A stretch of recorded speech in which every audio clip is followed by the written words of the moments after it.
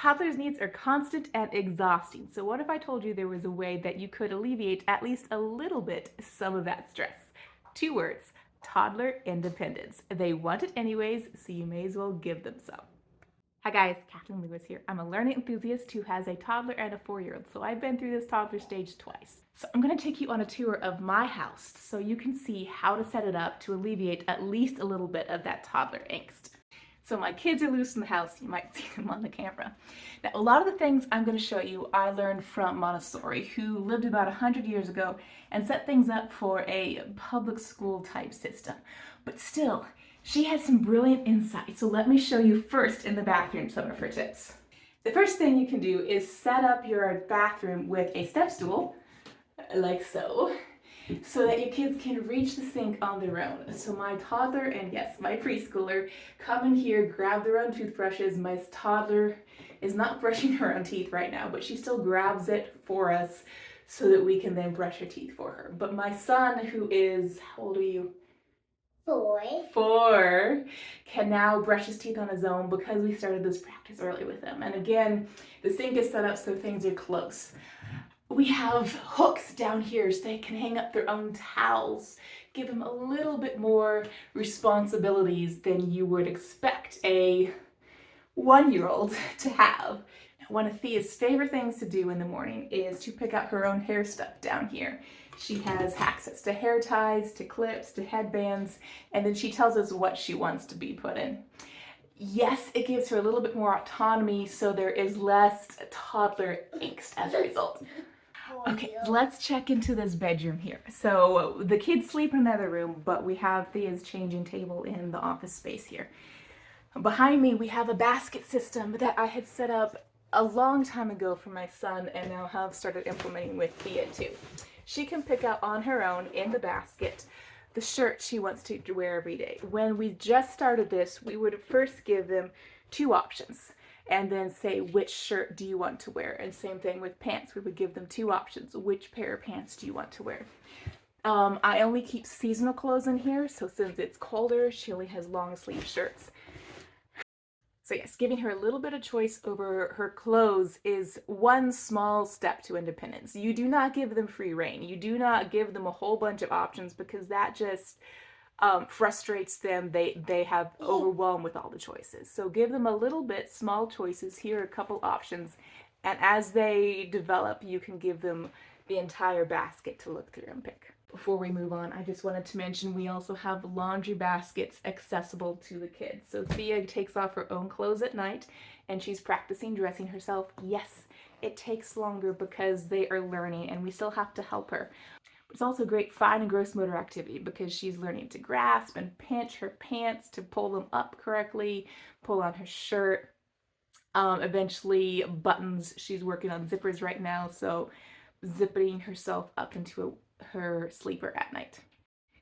Okay, on to the bedroom. Now, I have been using some Montessori principles to make my kids more independent. And one of the things she is really known for are floor beds from the moment the kids are born until, they're old enough to actually get up into bed. Now, my daughter is still in the crib. I keep my kids in a crib until they're 2. That's entirely your choice, but I just don't want to deal with the discipline issues of having a kid get out of bed. But when my son turned 2, I did put him in a floor bed because I wanted some more independence, using this phenomenal little invention right here. An LED light that is connected via Bluetooth to my phone. And there's an app on my phone that I can set a schedule for the light to turn green to tell my son he can get out of bed. And then there's a red, which I have used in the past when I wanted just him to play in the bedroom if he was awake. It is a bit dimmer than the green setting. So you've all seen those lamps that you can buy expensive on Amazon. This light bulb costs $10. I'll link that down below in case you're interested. Toddler independence also means teaching them to pick up after themselves. So the toys in the loft here, their play area, is not all the toys we have in the house. It is enough that it's going to be fairly easy for both my son and my daughter to be able to pick up completely by themselves at the end of the day and put away. I don't have a ton out at a time, and I rotate toys to keep them engaged and interested in what I have to offer. Okay, heading back downstairs now.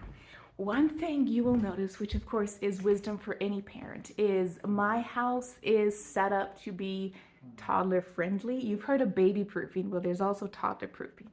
Most of the stuff that is reachable for my daughter, I don't mind her playing with. I do have a few no-nos, like the fireplace back there, and then there's a box of books here that I don't let her play with.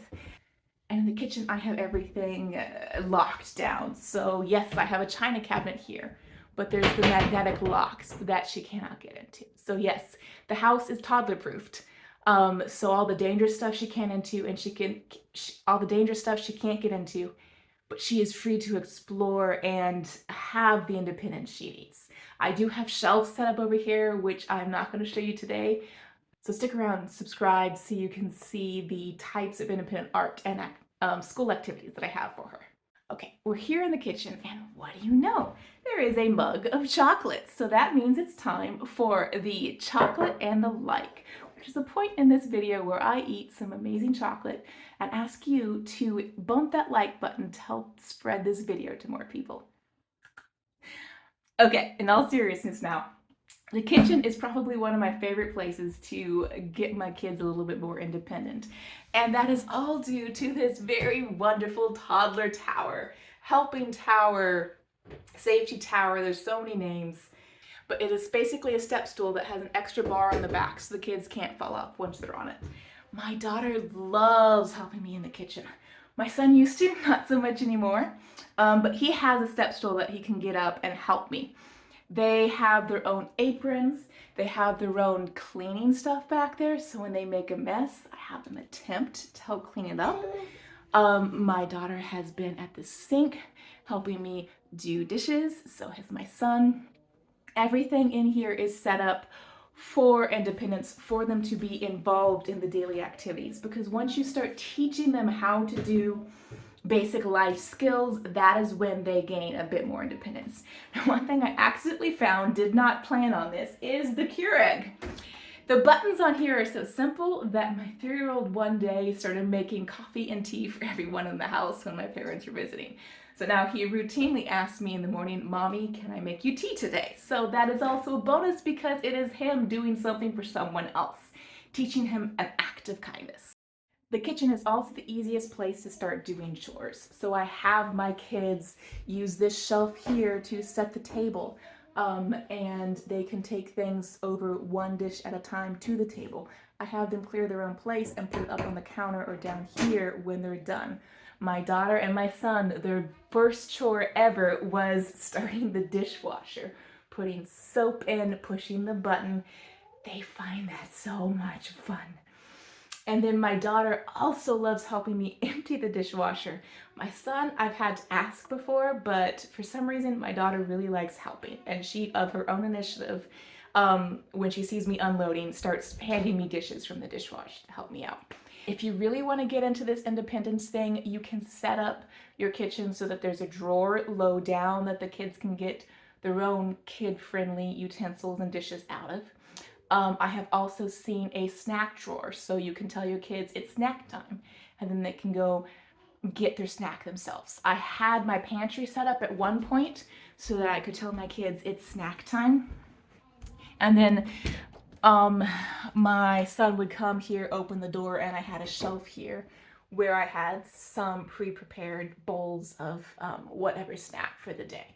I've gotten away from that because it was a little bit of work. But that is an option if you want to go really, really, really independent.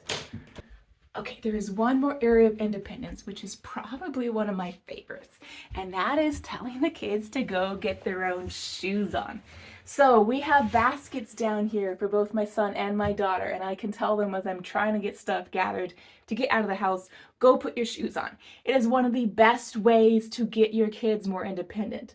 And I've mentioned putting clothes on, putting shoes on.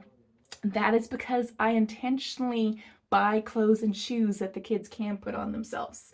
So whether it's Crocs slip-ons or Velcro shoes, there's no ties, there's no complicated fasteners because I want them to be able to get themselves dressed. That is why I choose elastic pants rather than zipper pants for the first few years. And that's also why it's slip-on everything, except for dress clothes. But even then, my son very early on learned how to do the buttons on his own shirt because I gave him the opportunity. There is one drawback though of easily removable shoes, and I think this is just the case for any kid. They come off in the car. Any of you other parents out there experience this? You're in the car for all of 5 minutes to get to a destination, and when you get there, the shoes on your 1-year-old are just gone and thrown someplace else in the car. Am I alone in that? Let me know down in the comments. Also, we have here a rack that is low enough for them to hang their stuff on. So when it's colder, I'll have coats down here. Right now, the raincoats are hanging a little bit further up because it hasn't been raining a whole lot yet. But there's a backpack for my son to grab, which has a change of clothes for him and something to do in the car. So yes, this is all very independent. They can take their own shoes off, put it away. It is just one of the easiest ways to alleviate my stress in getting out of the house. So that is what I have for you guys. If you have any questions, drop them down in the comments. I'd be happy to answer them. If you want more information about toddler independence, toddler activities, or toddler education, subscribe, stick around. I've got more coming for you.